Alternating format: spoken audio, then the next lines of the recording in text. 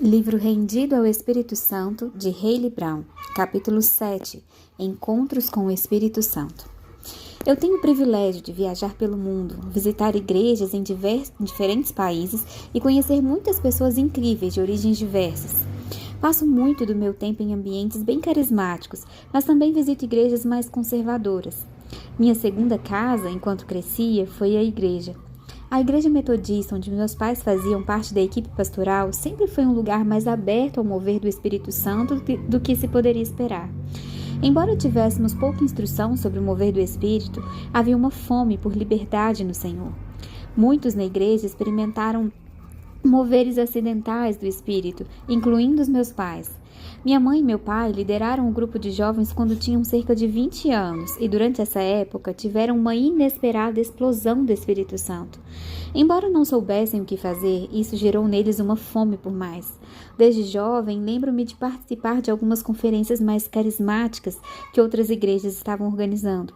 Cresci nos anos 90, quando o avivamento era intenso pelo continente norte-americano, espalhando-se como fogo, e certamente chegou até a nossa pequena cidade costeira em Port Elizabeth, na África do Sul. Esses momentos em que o Espírito de Deus invadia as nossas reuniões, os nossos lares e a nossa vida, nos deram uma amostra de algo que não conseguíamos compreender, mas criaram uma profunda fome por uma realidade maior do que a que estávamos vivendo. Realidade do Reino do Espírito. A nossa existência na Terra importa muito além do tempo que passamos aqui. O mandato do crente é avançar o reino de Deus e estabelecer o seu governo e reinado onde quer que estejamos. Não fazemos isso pela nossa força ou poder físico, mas pela força e poder do Espírito de Deus. Encontrar o Espírito Santo vai além de uma experiência pessoal. A experiência pessoal do Espírito nos desperta para a realidade do poder de Deus, a sua disponibilidade e, assim, a nossa autoridade nele. Quando encontramos Deus, despertamos para a realidade de que não estamos simplesmente aqui na Terra, mas que existe um reino que vai além da nossa compreensão e, de fato, esse reino governa o reino natural. Pois a nossa luta não é contra pessoas, mas contra os poderes e autoridades, contra os dominadores deste mundo de trevas, contra as forças espirituais do mal nas regiões celestiais. Efésios 6, 12, NVI. Deus nos ressuscitou com Cristo e com Ele nos fez assentar nos lugares celestiais em Cristo Jesus. Efésios 2, 6, NVI. Fé e o reino do Espírito. A fé é vital na caminhada do crente. Fé é acreditar no que não podemos ver, mas sabemos que é real. Fé é a estaca fincada no chão que se apega a um reino muito maior do que os reinos deste mundo. Fé é uma crença agora, uma esperança agora. Fé não é um sentimento de algum dia, mas uma profunda certeza de que o que está no reino é nosso porque foi adquirido.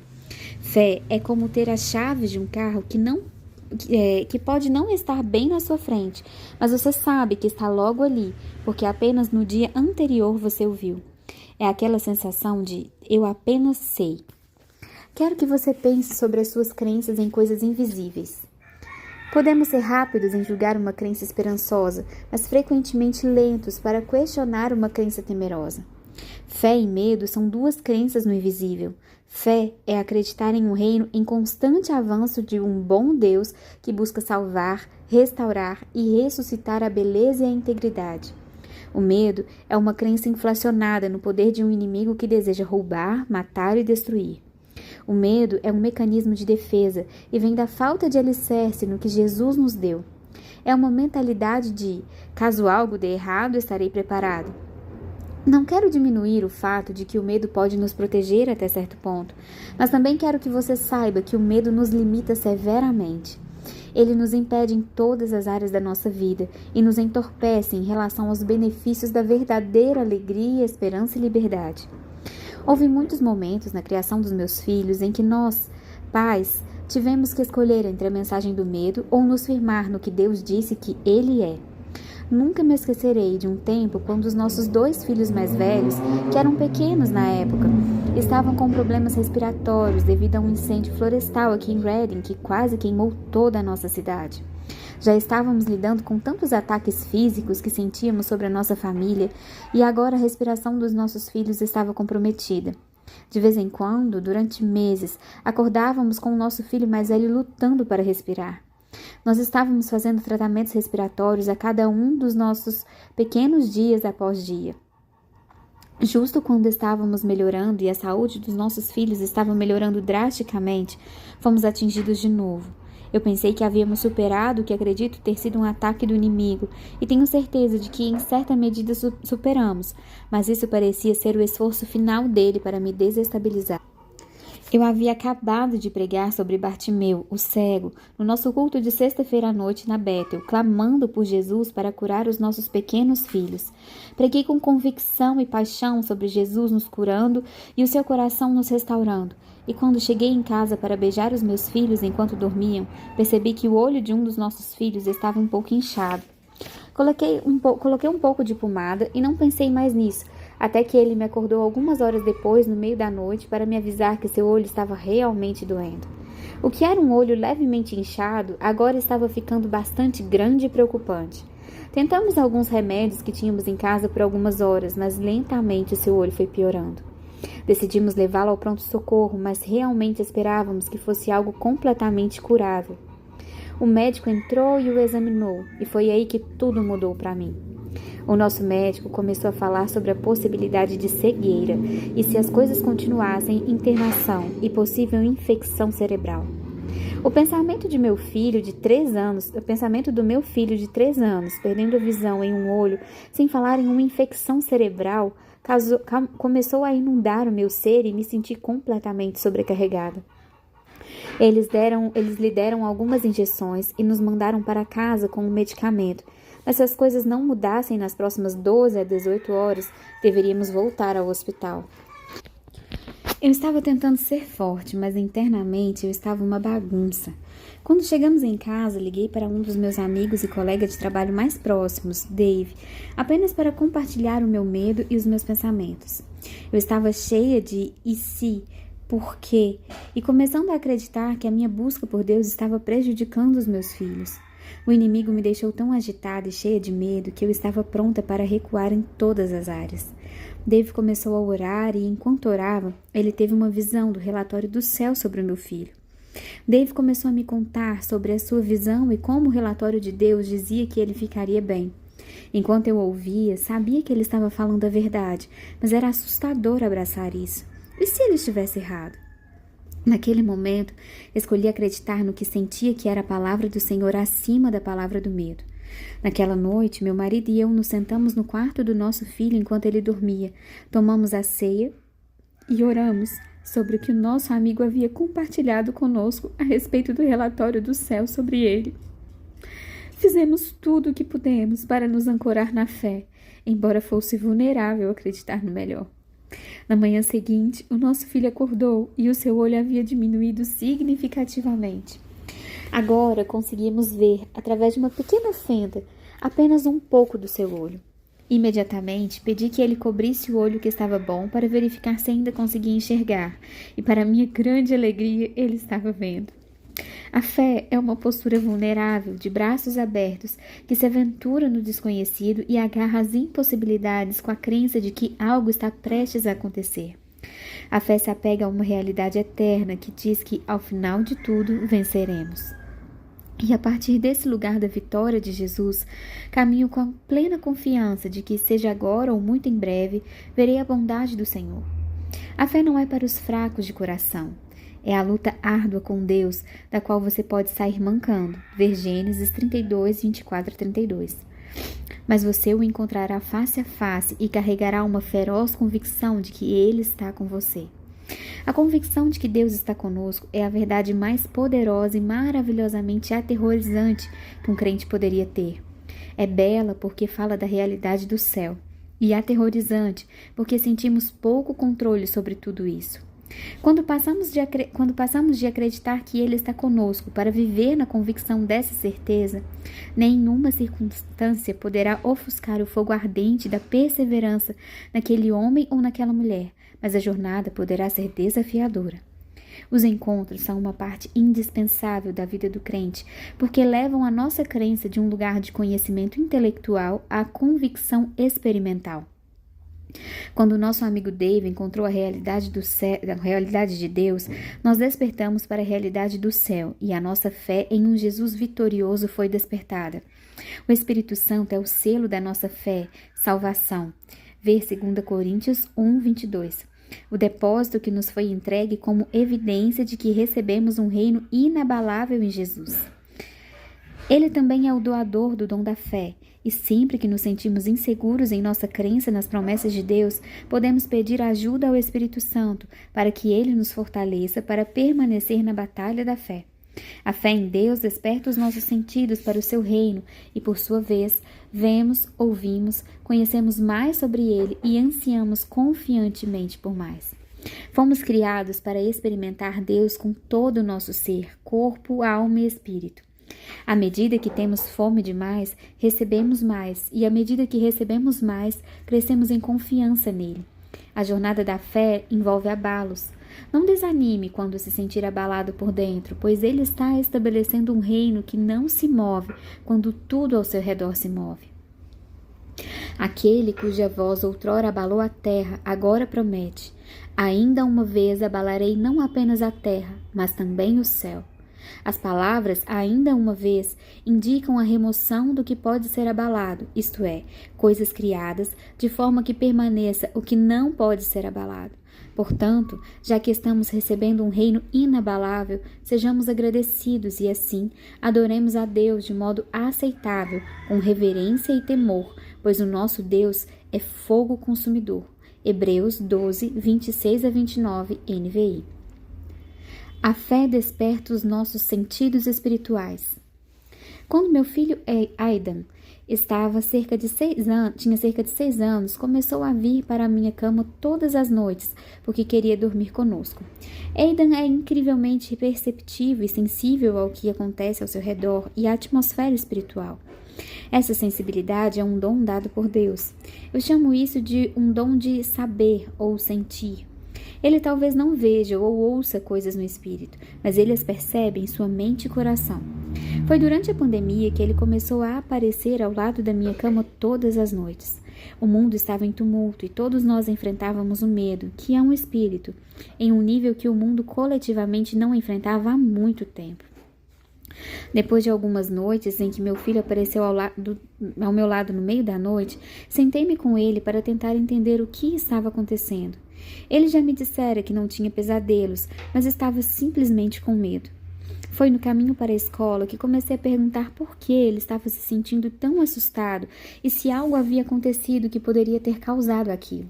Como a maioria dos meninos de 6 anos responderia, ele deu de ombros e disse que não sabia.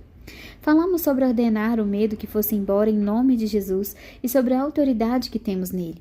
Insisti um pouco mais e perguntei se poderíamos fazer uma oração curta, pedindo ao Senhor que nos mostrasse como o medo estava entrando.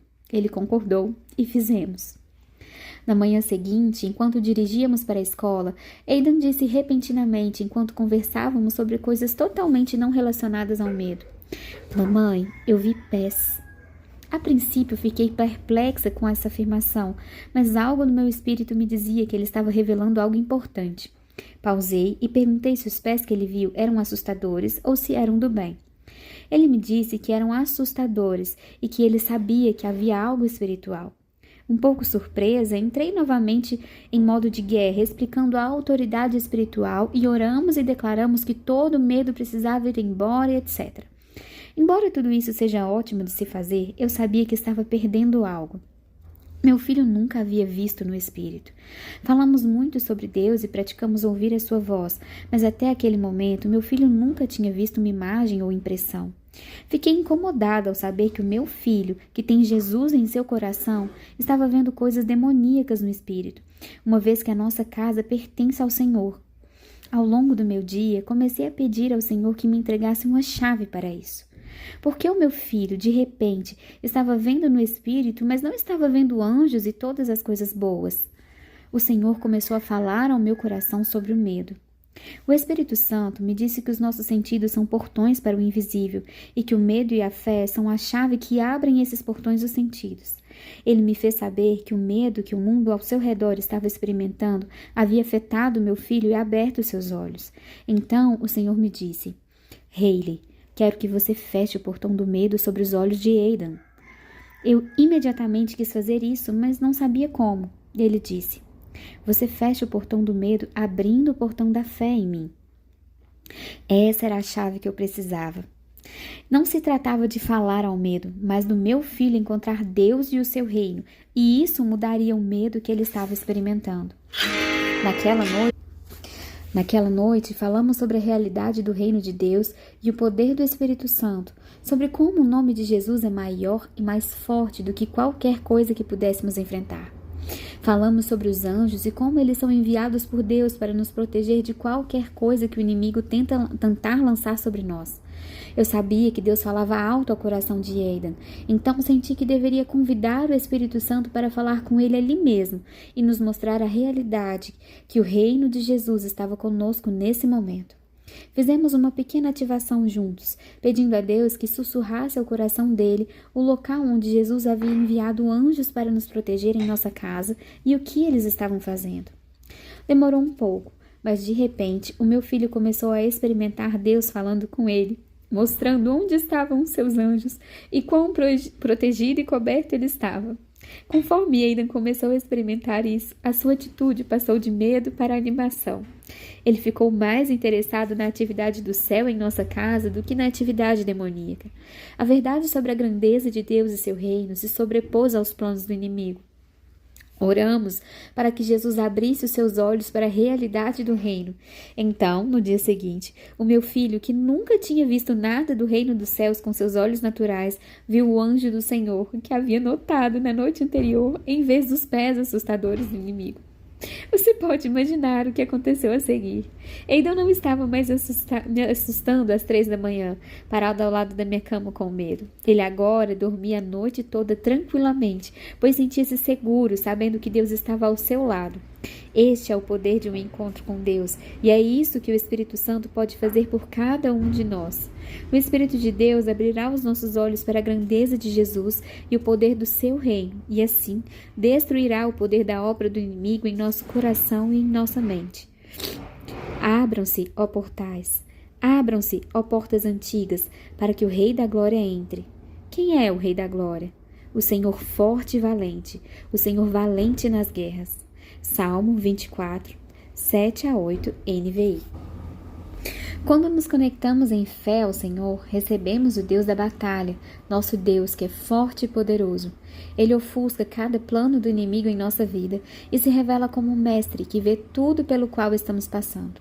Este poderoso Rei da Glória se preocupa em se incluir em nossas batalhas, grandes ou pequenas, e quer que saibamos que Ele tem poder para nos salvar. Outra passagem expressiva sobre esse assunto é 2 Reis, capítulo 6, versículo 15 ao 19. O servo do homem de Deus levantou-se bem cedo pela manhã e, quando saía, viu que uma tropa com cavalos e carros de guerra havia cercado a cidade. Então ele exclamou: "Ah, meu senhor, o que faremos?" O profeta respondeu: "Não tenha medo. Aqueles que estão conosco são mais numerosos do que eles." E Eliseu orou: "Senhor, abre os olhos dele para que veja." Então o Senhor abriu os olhos do rapaz, que olhou e viu as colinas cheias de cavalos e carros de fogo ao redor de Eliseu. Quando os arameus desceram na direção de Eliseu, ele orou ao Senhor: "Fere estes homens com cegueira." Então ele os feriu de cegueira, conforme Eliseu havia pedido. Eliseu lhes disse: "Este não é o caminho, nem esta é a cidade que procuram. Sigam-me, e eu os levarei ao homem que vocês estão procurando." E os guiou até a cidade de Samaria. Fui profundamente impactada por esse momento com meu filho e tocada pelo poder de Deus para nos guiar como família em um momento tão especial e real com o Senhor. Comecei a me perguntar quantas pessoas em sua infância viram coisas no espírito e foram informadas de que era apenas a sua imaginação, ou quantas não tiveram alguém com quem conversar e apenas desligaram os seus sentidos por causa do medo. O Espírito Santo começou a falar seriamente comigo sobre como esse momento com Aidan não era apenas para nós, mas era uma imagem profética para a sua noiva. Deus estava incomodado com a quantidade de seus filhos que estavam sob o ataque do espírito de medo, e ele estava tomando providências quanto a isso. Ele me disse: "Hayley, É hora de os profetas fecharem o portão do medo sobre o meu povo e abrirem o portão da fé. Os meus profetas são chamados para abrir os olhos do meu povo para a realidade do meu poder e do meu reino. Despertem a minha noiva para quem eu sou. Há um despertar para a noiva. É o avivamento para a realidade do reino eterno de Deus. Amor e medo. Quando entramos na fé e começamos a entender que estamos vivendo em uma realidade espiritual e não apenas em um mundo natural, nós nos tornamos cientes de que as nossas crenças e palavras importam muito mais do que o que vemos na carne. Se por fé Deus falou e o mundo foi criado, então as nossas palavras também têm poder espiritual para derrubar as obras do inimigo ou para edificá-las. O que acreditamos em nosso coração flui da nossa boca e é imprescindível que guardemos o nosso coração para vivermos conectados à fé nele. Há muitas intrigas, desentendimentos mesquinhos e cancelamentos entre o povo de Deus. Quando nos desconectamos da realidade do Deus vivo, perdemos a nossa fé nele e em seu poderoso poder. Com isso, nos agarramos à tradição e à forma, nos tornamos orgulhosos do nosso conhecimento e carecemos da substância do amor. O amor perfeito lança fora o medo e só podemos conhecer o amor perfeito se conhecermos Jesus. O Espírito veio a nós como um espírito de adoção para que pudéssemos conhecer o amor de Deus, nosso Pai, e carregar grande fé nisso. É quando colocamos a nossa fé em seu grande amor por nós que ele começa a fluir da nossa vida para os outros e é por meio do nosso amor que o mundo saberá que pertencemos a Jesus. Abre aspas. Oro para que, com as suas gloriosas riquezas, ele os fortaleça no íntimo do seu ser com poder, por meio do seu Espírito, para que Cristo habite em seus corações mediante a fé.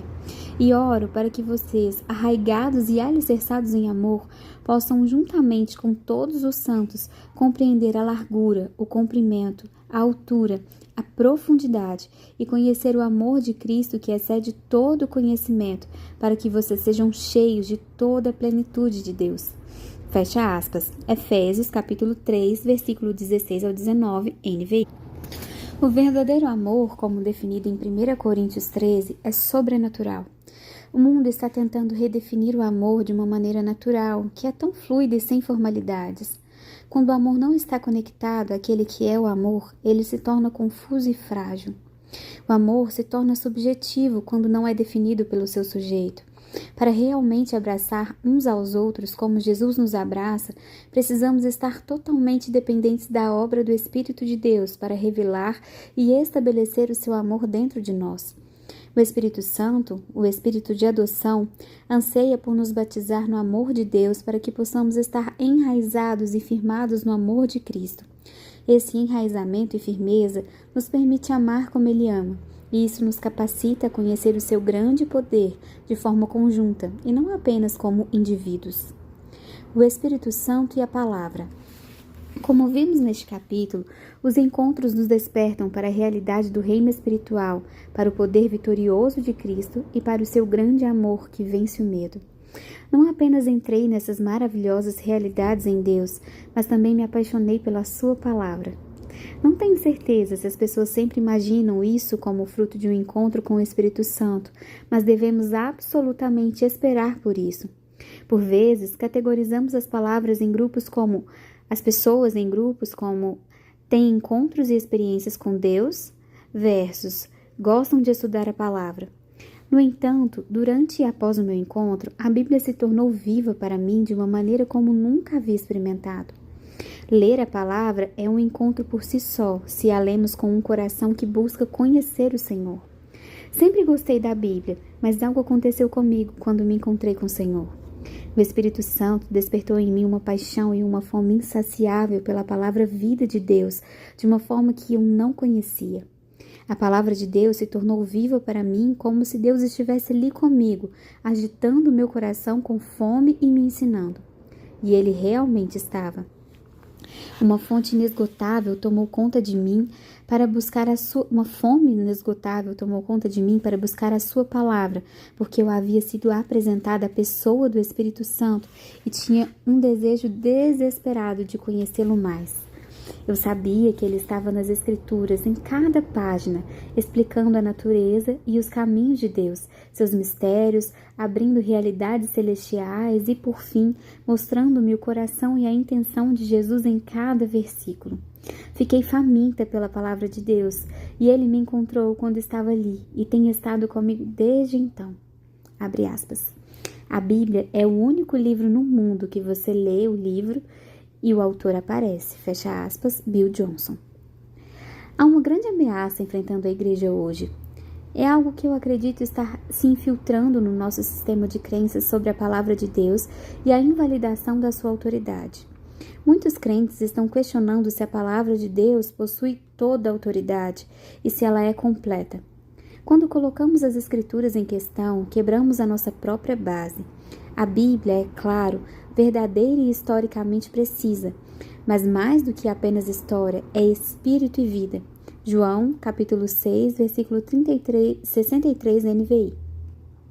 Na história da criação, as palavras de Deus não eram apenas uma declaração ou um anúncio, mas carregavam o DNA e o seu poder para criar no momento em que eram proferidas. A palavra de Deus não é apenas verdadeira, é a mais alta verdade. Ela não apenas fala, mas cria, destrói, edifica, restaura, estabelece, fortifica, conforta, encoraja, alinha, ativa, demonstra e a lista continua. Ela tem a capacidade de separar as suas palavras da carnalidade que existe dentro de nós e fazer com que as fortalezas que tentavam nos dominar desmoronem. Se você permitir, a palavra de Deus irá lê-lo mais do que você a lê, o que significa que a palavra vai expor e separar coisas em nós se nos entregarmos a ela. Abre aspas. Pois a palavra de Deus é viva e eficaz, e mais afiada que qualquer espada de 2 gumes. Ela penetra ao ponto de dividir a alma e o espírito, juntas e medulas, e julga os pensamentos e intenções do coração. Fecha aspas, Hebreus 4:12 NVI. A palavra é um convite para encontrar Deus. Quando o nosso coração está aquecido pela presença do Espírito Santo, no momento em que nos sentamos para ler a palavra, temos um encontro poderoso com o Deus vivo e a sua natureza. A Bíblia é um convite constante para conhecê-lo. Entristecer o Espírito Santo não se refere apenas a rejeitar as palavras proféticas que ele está falando no exato momento, mas também a rejeitar as mensagens que ele deixou na palavra escrita de Deus. Algumas vezes pensamos que o profético e a palavra escrita estão separados, mas não estão de forma alguma e nunca deveriam estar. A declaração profética não opera de forma separada da palavra escrita, porque a sua origem vem da mesma fonte. Jesus é a palavra que se fez carne e habitou entre nós, e não há contradição nele. A unidade da Trindade significa que não há separação no pensamento. Cada revelação profética que realmente recebemos do Espírito Santo fortalecerá e consolidará o que está na palavra. O Espírito Santo anseia por nos despertar para o poder da palavra de Deus, pois o seu papel é revelar a nós quem Deus é. Ele atua para tornar Jesus conhecido, para trazer à memória as palavras que Jesus falou e para revelar o coração e a mente do Pai. O Espírito Santo nos convence do pecado e da justiça e faz isso frequentemente, destacando os caminhos de Deus em sua palavra. Por vezes, ansiamos por uma palavra profética, mas falhamos em reconhecer o poder da sua palavra para nos edificar e para fortalecer as áreas fracas da nossa vida. Ela é a linha de prumo para construirmos e revelará o ponto da nossa construção que está se desviando do seu projeto. O Espírito quer tornar as Escrituras vivas e ativas em nossa vida, para que possamos construir de acordo com o seu caminho. Não há separação. Assim como as palavras de Deus, rema e logos, não estão separadas nem contraditórias, visto que ambas se encontram de acordo com a sua natureza, nós também não devemos separá-las na nossa vida. Jesus nos ordenou a amar nosso Deus com todo o nosso coração, toda a nossa mente e toda a nossa força. Ver Mateus 22:37. Deus quer encontrar todo o nosso ser e deseja que o amemos com tudo que nos formou. O Espírito Santo não quer apenas encontrar uma parte de nós, mas também deseja habitar em nós e nos transformar inteiramente. Deus nos fez para estarmos totalmente conectados a Ele com corpo, alma e espírito. Os gnósticos acreditavam que podíamos fazer coisas pecaminosas com a nossa carne, mas ainda vivermos puramente no nosso espírito, porque achavam que essas partes eram separadas. Isso levou a uma grande heresia e a uma vida impura. Estamos vendo esse pensamento sutilmente permear a sociedade novamente. Vemos essa crença vindo à tona por meio da cultura, dizendo que posso ser feita de uma forma por fora, mas ser outra coisa por dentro. Que posso sentir que sou de uma certa maneira e, mesmo que não tenha sido projetada assim, posso viver de acordo com como me sinto sobre mim mesmo, em vez da maneira como fui criada. Deus nos projetou com grande intenção e cada parte nossa foi feita por Ele e para Ele. Nunca encontraremos a liberdade plena ao alterar a nós mesmos ou a verdade para nos adequarmos ao que sentimos, mas precisamos nos submeter ao poder transformador do Espírito Santo para nos alinharmos à intenção perfeita do design e ao plano do nosso Pai. Ao encontrarmos o coração e a vontade do Pai, bem como seu grande amor por nós, chegaremos à plenitude da liberdade. Quando meu marido e eu compramos a nossa primeira casa, vivíamos com um orçamento apertado, então mobiliá-la foi algo que levou tempo. Existe uma loja aqui que vende móveis muito baratos porque requerem a montagem em casa, mas ler manuais de instruções é algo contra o qual eu realmente me rebelei em toda a minha existência. Eles me parecem tão tediosos e complicados.